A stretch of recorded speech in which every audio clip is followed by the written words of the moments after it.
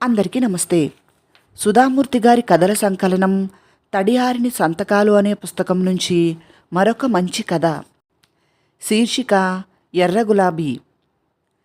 రచన సౌరభ్ కుమార్ గారు. తెలుగు అనువాదం శ్రీ అరుణ గారు. మా తాత భలే సరదా మనిషి. కుటుంబంతో గడపటాన్ని మించిన ఆనందం ఆయనకు ఉండేది కాదు. మా చిన్నప్పుడు బయటికి వెళ్ళి నాకు, నా సోదరికి రసగుల్లాలు, కోవా బిళ్ళలు తెచ్చేవాడు తాత. అవి తిన్నాక ముగ్గురం కలిసి దగ్గరలోని పుస్తకాల దుకాణానికి నడిచి వెళ్ళేవాళ్ళం. తనేమో నాన్సీ డ్రూ సాహస కథలు తీసుకునేది. నాకు ఆర్చీ కామిక్స్ అంటే ఇష్టం. కానీ తాత ఒత్తిడితో రామాయణం బొమ్మల కథల్ని తీసుకోవాల్సి వచ్చేది మేమిద్దరం. తాత కోరికతో నాకు అవంటే మక్కువ పెరగటమే కాదు, భద్రంగా దాచి ఉంచాను కూడా. 10 ఏళ్ల క్రిందటి నుంచి తాతకు మతిమరుపు మొదలైంది. వయసు పైబడ్డాక ఇది మామూలే కదా అని మేమంతా అంతగా పట్టించుకోలేదు దాన్ని. కానీ అది రాన్రాను తీవ్రమైంది. ఏదో పనిమీద బయటికి వెళ్ళి ఇంటికి దారి మరిచిపోయేవాడు. ఒకే ప్రశ్న పదే పదే అడిగేవాడు. ఎప్పుడో చనిపోయిన తన తండ్రి గురించి అడిగేవాడు. ఇంతకు ముందుదాకా ఇక్కడే ఉన్నాడుగా, ఎటుపోయాడు మా నాన్న అనేవాడు. అయినా మేము పరిస్థితి తీవ్రతను గుర్తించలేకపోయాం. చాలా కుటుంబాల మాదిరిగానే మేము మా జీవితాలలో బిజీగా మునిగిపోయాం. కానీ తాత పరిస్థితి పట్టించుకోకుండా ఉండలేని స్థితికి చేరుకుంది. డాక్టర్ దగ్గరికి తీసుకువెళితే ఆయన అల్జీమర్స్ వ్యాధితో బాధపడుతున్నారని తేల్చారు.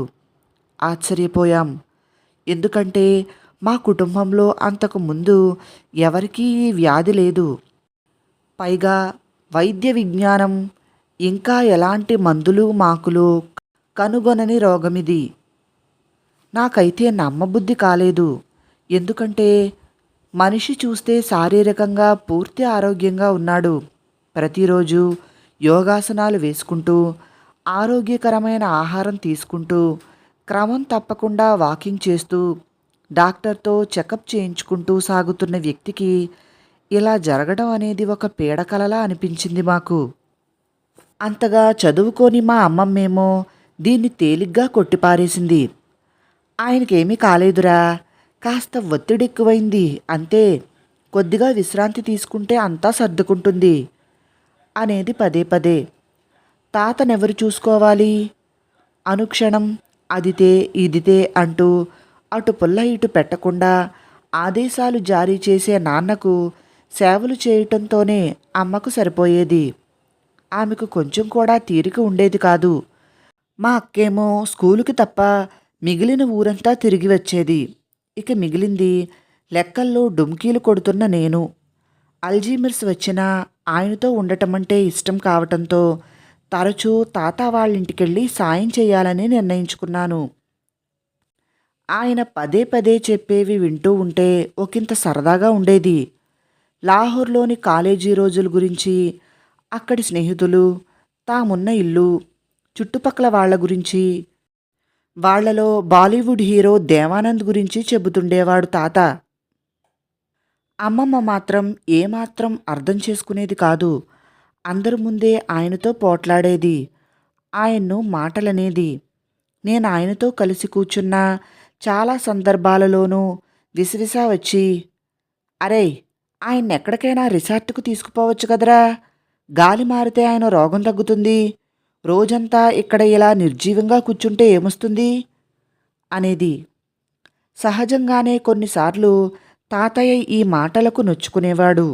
కానీ ఏమీ అనకుండా మౌనంగా తన బెడ్రూంలోనికి వెళ్ళిపోయేవాడు. నేను మాత్రం అమ్మమ్మతో ఇది పద్ధతి కాదని వాదించేవాణ్ణి. ఆయన పరిస్థితి అర్థం చేసుకుని కాస్త నెమ్మదిగా శాంతంగా వ్యవహరించమని దండం పెట్టేవాణ్ణి.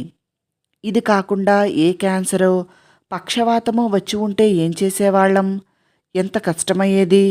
కాబట్టి ఉన్న మేరకు మేలును చూసి భగవంతుడికి కృతజ్ఞతలు చెప్పుకోవాల్సిందే. కొన్ని వారాల తర్వాత ఒకరోజు అమ్మకు ఫోన్ వచ్చింది. ఏం జరిగిందో చెప్పలేదు కానీ ఘోరం జరిగిపోయింది అంది అమ్మ. అంతా దక్షిణ ముంబైలోని తాత వాళ్ళింటికి పరిగెత్తాం. వెళ్ళేసరికల్లా అమ్మమ్మ సోఫాలో కూర్చుని దెబ్బ తగిలిన తన కాలిని తడుముకుంటూ ఏడుస్తూ ఉంది. ఏంటంటే తాత కొట్టాడని చెప్పింది. అల్జీమర్స్ వ్యాధిగ్రస్తుల్లో ఇలాంటి హింసా ప్రవృత్తి సహజం. కానీ మాకిది తొలి అనుభవం. ఇక ఏదో ఒకటి చెయ్యకపోతే లాభం లేదనిపించింది. వృద్ధాశ్రమాలకు వెళ్ళి అడిగాం. కానీ మానసికంగా స్థిరంగా లేని వాళ్ళని తీసుకోవటానికి ఎవరూ అంగీకరించలేదు. దురదృష్టవశాత్తు ముంబై మొత్తం మీద ఎక్కడా ఇలాంటి సమస్య ఉన్న వాళ్ళని చూసుకునే సంస్థే లేదు. చాలా తర్జనభర్జనలయ్యాక తాత, అమ్మమ్మలను మాకు దగ్గరగా తెచ్చుకోవాలని అమ్మా నాన్న నిర్ణయించారు. ఇన్నాళ్ళు మా ఇంట్లో తొలి అంతస్తును అద్దెకిచ్చేవాళ్ళం.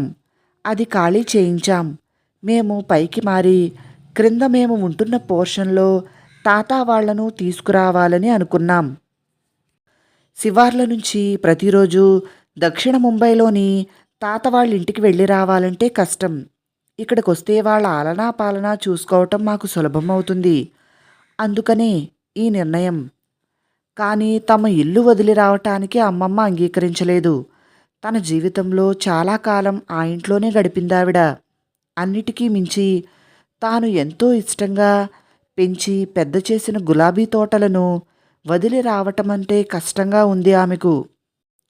నిజంగా కూడా ఆ గులాబీ తోట అద్భుతం. పసుపు, తెలుపు, నాకు ఇష్టమైన ఎరుపు రంగుల గులాబీలతో రకరకాల సువాసనలతో అలరిస్తుందది. నా చిన్నప్పటి నుంచి కొన్ని పూలు తెంపుకుని ఇంటికి వెళ్ళాలని ప్రయత్నిస్తూనే ఉన్నాను. కానీ అలా ప్రయత్నించిన ప్రతిసారి పట్టుబడటం, అమ్మమ్మ కోపానికి గురి కావటం అలవాటైపోయింది నాకు. ఇంత నేపథ్యం ఉంది కనుక గులాబీ తోట ప్రాధాన్యం గుర్తించిన వారిగా దాన్ని జాగ్రత్తగా చూసుకోవటానికి ఏర్పాట్లు చేస్తామని అమ్మమ్మకు హామీ ఇచ్చాం. కానీ అమ్మమ్మ మరో కొత్త సమస్యను లేవనెత్తింది. తనకు ఎంతో ఇష్టమైన కిట్టి పార్టీ. తన వయసులో ఉన్న ముసలమ్మలంతా వారానికొక రోజు సమావేశమవుతూ ఉంటారు.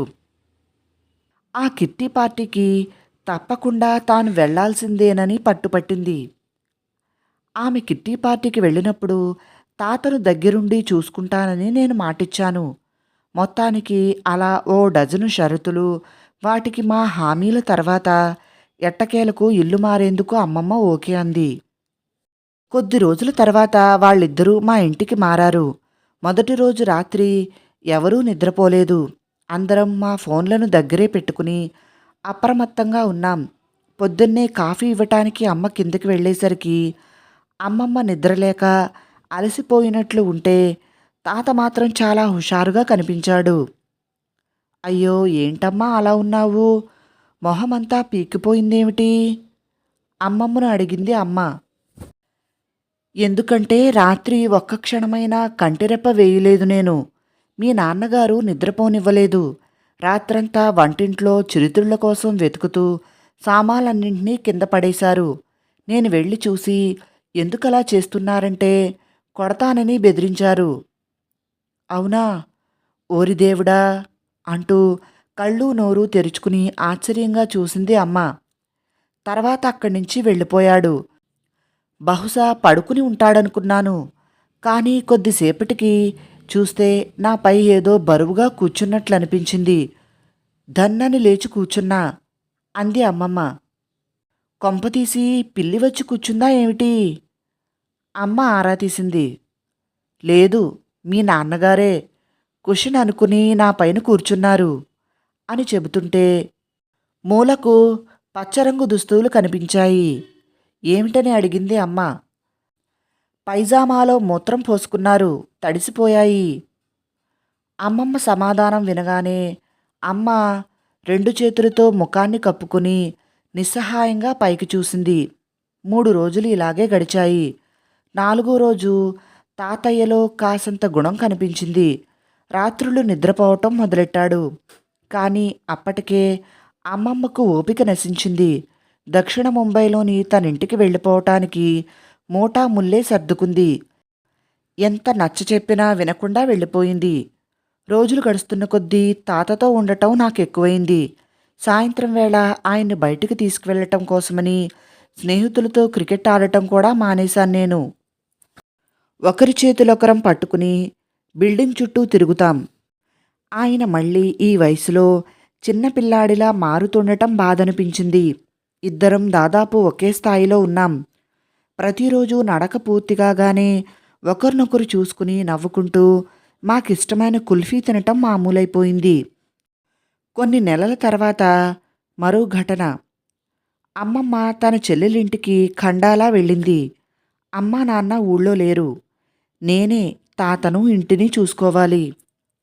తాతకు గుర్తున్న రెండే రెండు హేమంత్ కుమార్ పాటల్ని వినిపించాలని నా స్టీరియో సిస్టమ్ను క్రిందకు తీసుకొచ్చాను.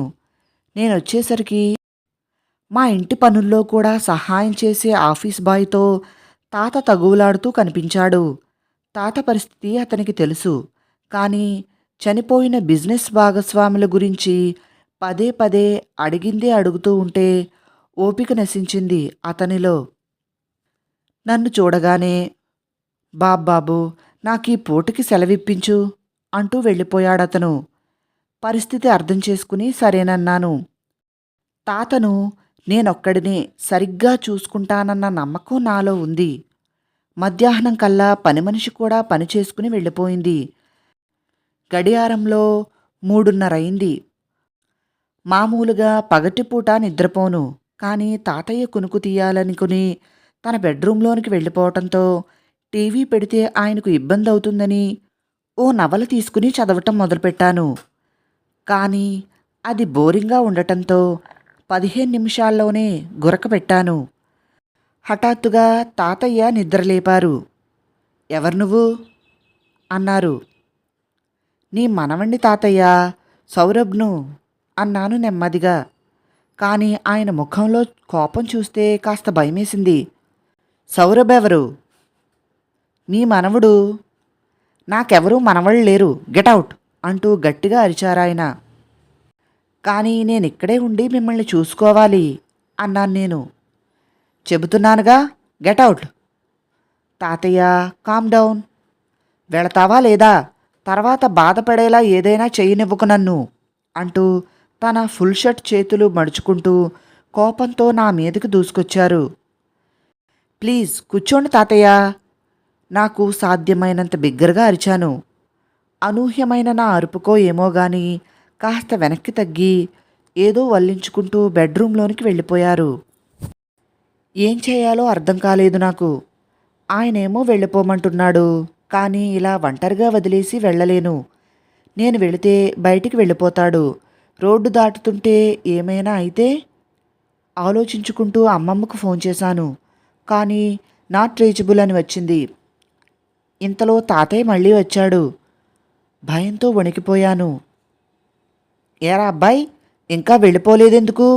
నేను ఈ ఇంటి యజమానిని, గెటౌట్ అన్నాడు మళ్ళీ. నేను స్పందించేలోపే పిడిగుద్దు దూసుకొచ్చింది. ఎగిరిపడ్డాను. నా ఎడమ కన్నుకు త్రుటిలో దెబ్బ తప్పింది. మళ్ళీ బెడ్రూంలోనికి వెళ్ళి తలుపు మూసుకున్నారు తాత. దెబ్బ తాకిన నా చెంపను నిమురుకుంటూ జరిగిన సంఘటనను తలుచుకుంటూ సోఫాలో కూర్చున్నాను. 5 నిమిషాల తర్వాత తలుపు తెరుచుకుని తాతయ్య మళ్ళీ వచ్చాడు. చేతులు వెనక్కి పెట్టుకుని నా వైపే వస్తున్నాడు. ఆయన చూపులు సూటిగా ఉన్నాయి. ఈసారి తప్పించుకోవటమో లేదంటే అవసరమైతే పారిపోవటానికో సిద్ధమైపోయాను. కుస్తీ పట్టి ఆయనను గాయపరిచే ప్రశ్నే లేదు. నా ముందుకొచ్చి నిలబడ్డారాయన. నాకు ఆయనకి మధ్య కొన్ని అంగుళాలే దూరముంది. ఆయన చేతులింకా వెనకాలే ఉన్నాయి. చేతుల్లో ఏముందో తెలియదు. ఉన్నట్టుండి తన కుడి చేతిని ముందుకు చాపి నా చెంపను నిమిరాడు. నా కన్నీరు తుడిచాడు. తర్వాత వెనక పెట్టుకున్న ఎడమ చేతిని ముందుకు చాచాడు తీసుకోమని. ఆ చేతిలో ఉన్నది నాకెంతో ఇష్టమైన ఎర్ర గులాబీ. నిజంగా అల్జీమర్స్ వ్యాధి చాలా బాధాకరం కదండి. అయిన వాళ్ళని, జరిగిన సంఘటనల్ని మర్చిపోవటం చాలా దారుణమైన విషయం. కథ విన్నందుకు అందరికీ చాలా చాలా థ్యాంక్స్. నచ్చితే వీడియోని లైక్ చేసి నా ఛానల్ను సబ్స్క్రైబ్ చేసుకోండి ప్లీజ్. మరిన్ని కథలు, నవలల కోసం డిస్క్రిప్షన్లో మరియు కామెంట్ బాక్స్లో ప్లేలిస్ట్ల లింక్స్ ఉన్నాయి, ఒకసారి చూడండి. ధన్యవాదములు. మీ ప్రసన్న.